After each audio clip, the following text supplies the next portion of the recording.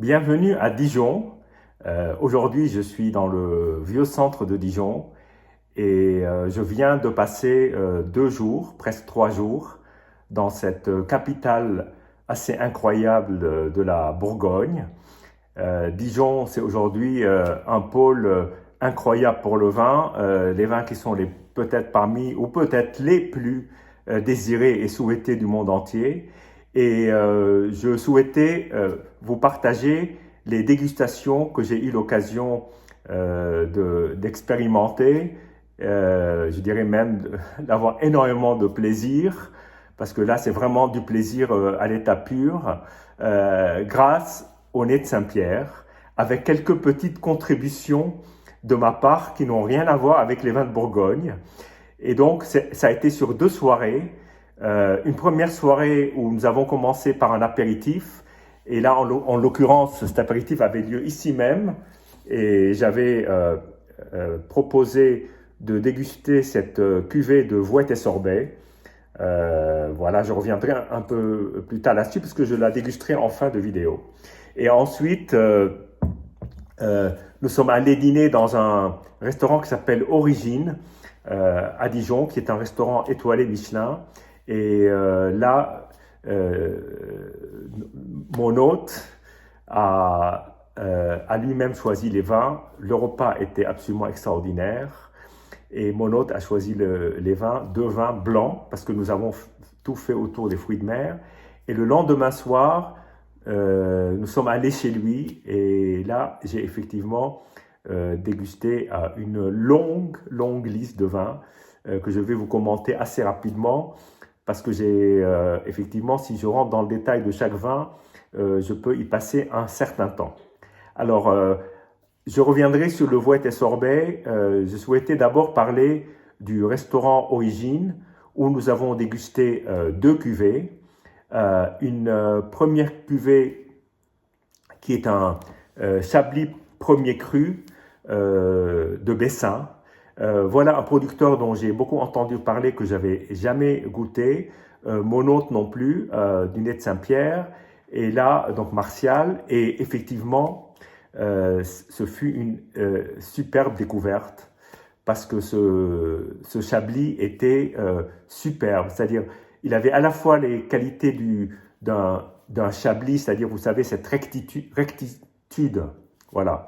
Ce vin allongé, très précis, bien sec, sans trop le gras qu'on peut trouver dans certains vins de Bourgogne, certains types de Bourgogne, attention à ce que je dis, certains chardonnays, mais dans le même temps, il y avait un côté extrêmement savoureux, extrêmement gustatif et assez ample, qui en faisait un vin absolument équilibré.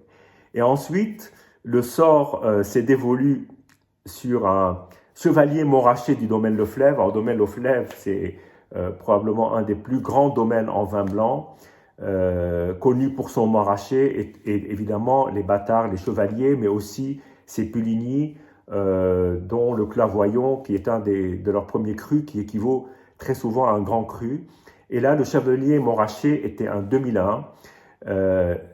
Le nez absolument époustouflant, c'est-à-dire un nez d'une richesse aromatique sur la fleur blanche, sur les fruits frais, sur presque même un peu les fruits macérés, superbe.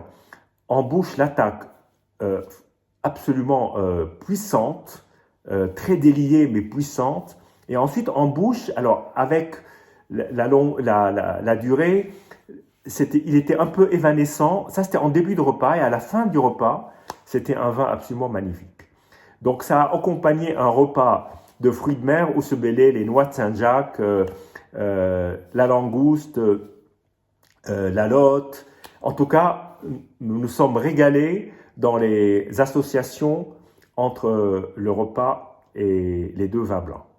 Le lendemain, donc, au Nez de Saint-Pierre, à Dijon, nous avons alors goûté plusieurs vins et plusieurs types de vins. Vous verrez le côté très éclectique. Nous avons commencé par goûter 3 champagnes. Alors évidemment, à chaque fois, on goûte des petites doses, mais suffisantes pour pouvoir en apprécier la saveur. Nous avons commencé par un blanc de Michel Gonnet qui s'appelle Cœur de Ménil. C'est un blanc de blanc grand cru, donc là on est vraiment au cœur du Ménil. C'est 2 parcelles, les hautes mottes et les chétillons, et c'est à un dosage de 4,5 grammes par litre, donc c'est plutôt un dosage assez faible. Ça a été mis en cave en 2011 et dégorgé il y a 3 ans. Et le vin s'est révélé absolument équilibré, savoureux en bouche, avec une finesse des bulles. Ensuite, Martial m'a fait goûter une réserve perpétuelle de Robert Moncuit. Et là, c'est un extra brut, donc à plus faible dosage. Et assez curieusement, c'était tout aussi savoureux, si ce n'est plus savoureux. Et il était... alors, il avait été ouvert depuis, je crois, quelques jours. Et il avait encore toute cette finesse en bouche, cette texture que moi, j'apprécie beaucoup sur ce vin. Il a été dégorgé il y a 5 ans. Et c'était un beau vin. Ensuite, un vin d'une vigneronne, alors d'un plus petit domaine qui s'appelle Aurore Casanova. Ça a été la grande surprise. D'abord, je ne la connaissais pas, je n'avais jamais goûté ces vins. Mais là, j'ai trouvé un vin d'une très belle personnalité. C'est sur Ménil, donc on est peu ou prou dans le même territoire. Et là, dégorgé très récemment, et un vin d'un caractère très marqué et très savoureux, qui donne soif. Et en même temps, énormément sur le fruit. Il y a en tout cas une volonté du domaine de respecter le fruit, le terroir. Et là-dessus, il n'y a pas de doute, l'objectif est accompli. Ensuite, alors, nous avons un peu changé de catégorie, sont passés au rouge. Commencé à l'aveugle sur une Syrah que j'ai eu un peu de temps à reconnaître, qui est la rose pourpre en côte-rôtie, qui est de Gaillard, qui est un vin que j'ai dégusté il y a 20 ou 25 ans et qui m'avait laissé un énorme souvenir. Et là, effectivement, alors j'avais dégusté il n'y a pas si longtemps que ça, Martial me l'a rappelé, il y a 1 ou 2 mois, mais avant, effectivement, ça faisait longtemps. Et là, je retrouve cette Syrah pleine, avec les côtés épicés, poivrés, avec une grande amplitude en bouche. En tout cas, c'est une très, très, très belle bouteille. Et ensuite, nous sommes enfin allés en Bourgogne, avec alors un premier cru que certains considèrent comme étant l'équivalent d'un grand cru, qui est les Suchots en Vosne-Romanée. Et là, sur le domaine Gérard Migneret, donc le vigneron,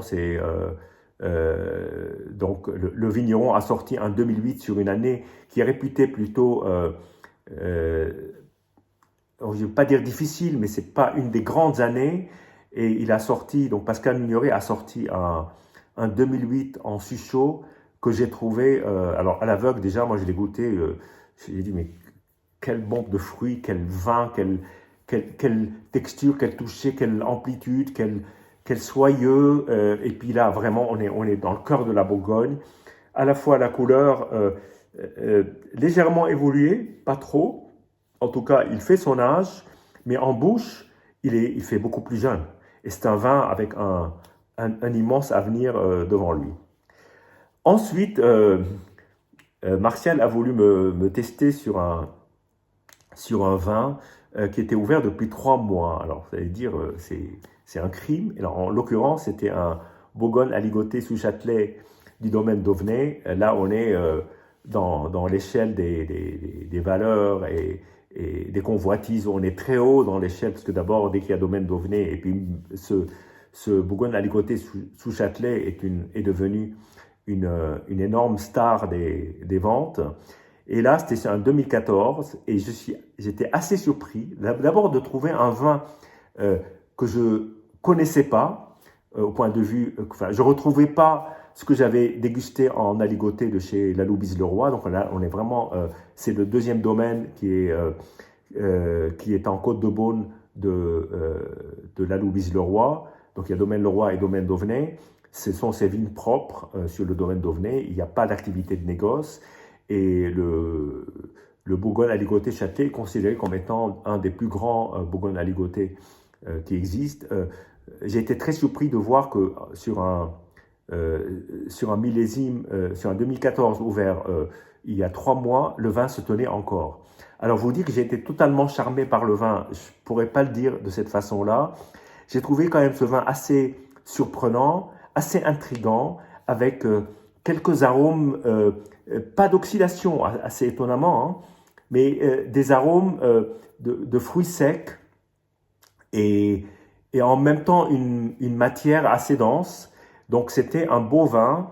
Je ne me battrai pas pour en avoir tous les jours, mais l'avoir dégusté était une belle expérience. Ensuite, nous sommes allés alors sur un tout autre territoire. Martial nous a emmenés dans les vins liquoreux d'Alsace. Donc nous en avons dégusté 2. Le premier, c'était un Gewürztraminer de glace du domaine Glöckler-Brenner, que je ne connaissais pas, qui est un domaine à Gerdwiller. Donc là, c'est un vrai vin de glace, donc vendange extrêmement tardive, sur des raisins qui sont pratiquement passerillés, je ne sais pas comment le dire, par le gel, des vins de gel, quoi, voilà, comme on peut en trouver en Allemagne. Et là, c'était un 2021 d'une énorme fraîcheur. Il nous a conquis, il est immédiat avec de la puissance et de la finesse. Et ensuite, nous avons goûté un autre vin alors d'un autre type qui s'appelle le MRS. MRS sur fil 2004. Et là, c'était un vin, donc c'est un assemblage de 3 cépages. Et ça s'appelle la cuvée Luc, toujours du même domaine, Glöckler-Brenner, avec une étiquette qui assume le fait qu'elle est différente.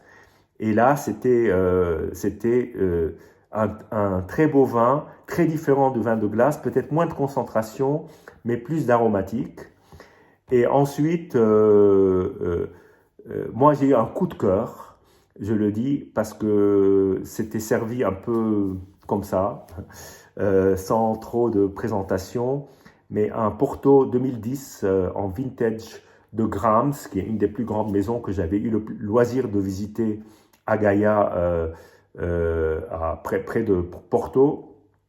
Et là, c'était la Quinta dos Malvedos. Et d'ailleurs, à l'époque, on m'avait expliqué la situation de la Quinta qui était très différente des autres vignes. Et là, j'avoue que ce Porto, ça a été pour moi un coup de cœur. Il y a une vibration, il y a quelque chose dans ce vin qui en faisait un plaisir. C'était en demi-bouteille. Et très franchement, il faut essayer ça parce que c'était vraiment très beau. Dans le même esprit, parce qu'on était au dessert, un Rivesaltes de la maison Puig, Père Puig, de Joseph Puig, de 1985. Alors ces vins peuvent résister au temps de manière absolument considérable. Donc là, on était sur un grenache noir tuilé, très très très beau vin tuilé, bien entendu. Et là, effectivement, c'était le grenache, quand il prend ses aromatiques assez particulières, de cacao, de chocolat, de presque un peu de café, voilà, de grillé, enfin c'est super beau. Et nous avons terminé avec un grand classique du Nez de Saint-Pierre, et un grand classique aussi en ce qui me concerne, parce que c'est un vin auquel je suis extrêmement attaché, c'est les Pedro Jiménez Toro Albala. Et là, tout à fait le haut de leur cuvée, en 1955, j'avais eu déjà l'occasion de goûter d'autres millésimes. Là, le 1955 a été absolument magnifique. Quelle concentration, une matière chocolatée, une onctuosité en bouche, une densité puis une longueur interminable. Voilà. Je ne peux pas en dire plus, tellement c'était magnifique. Alors maintenant, je vais déguster donc ce blanc d'argile de Vouette et Sorbet. Donc, comme je l'ai spécifié, on est sur un brut nature, donc sans aucun dosage, dégorgé en 2020 et sur une base 2017. Donc, la base est 2017, puis c'est un assemblage avec des vins de réserve, probablement des années antérieures. Voilà. Donc, je vais le déguster là devant vous. Il est ouvert depuis 1 jour et demi. Normalement, les très bons champagnes peuvent résister à l'ouverture, même sans bouchon. Là, on va le voir assez vite. Il y a encore une robe assez effervescente, mais on tend plus vers le vin blanc, ce qui permet effectivement de s'affranchir du côté un peu pétillant pour essayer de découvrir le vin tranquille qui se cache derrière. Alors, le nez, je l'avais effectivement trouvé très précis, euh, plutôt citrique, plutôt agrume, avec un côté très légèrement grillé. Euh, donc c'est un vin de l'Aube, donc du département de l'Aube. Donc on est le plus proche qu'on peut être euh, à la fois de la Bourgogne et de la région parisienne. Voilà. Et, et c'est un très beau nez avec un côté floral qui est extrêmement agréable.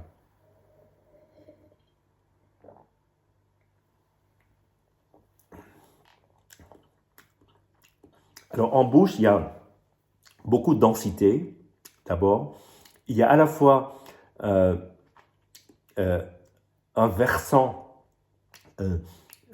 sur le fruit presque compoté, mais avec une petite teinte d'agrumes, et de l'autre côté, un aspect salin qui donne à la fois un côté assez salivant, mais aussi qui équilibre l'ensemble pour en faire un vin finalement très fruité, bien que sans aucune adjonction de liqueur, absolument pas sec au sens astringent, refermé, au contraire assez ouvert, et puis un beau déploiement en bouche.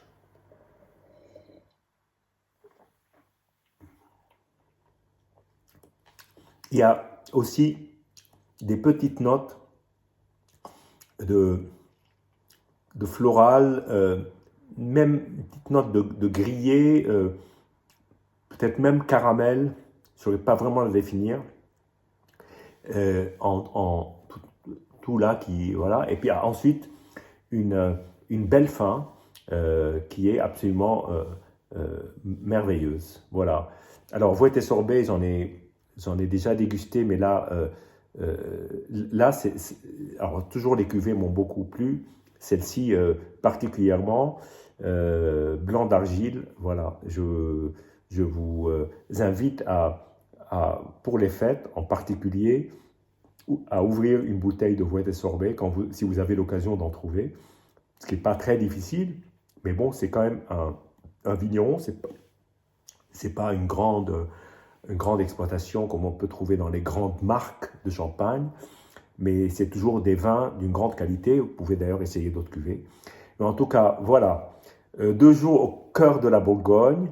Merci au Nez de Saint-Pierre pour les découvertes vertigineuses parfois, toutes concentrées en si peu de temps. Cette magnifique ville de Dijon que je découvre à chaque fois, que je redécouvre à chaque fois, qui est un vrai plaisir. Le vieux centre est un vrai plaisir pour déambuler, regarder les édifices, l'architecture qui est absolument super quand on se promène du côté du musée des Beaux-Arts. Et puis il y a aussi le fait qu'on est au cœur de la Bourgogne et qu'on peut prendre la route des vins à n'importe quel moment et aller visiter un vigneron, ce que je n'ai pas fait cette fois-ci, mais que je ferai sans doute une prochaine fois.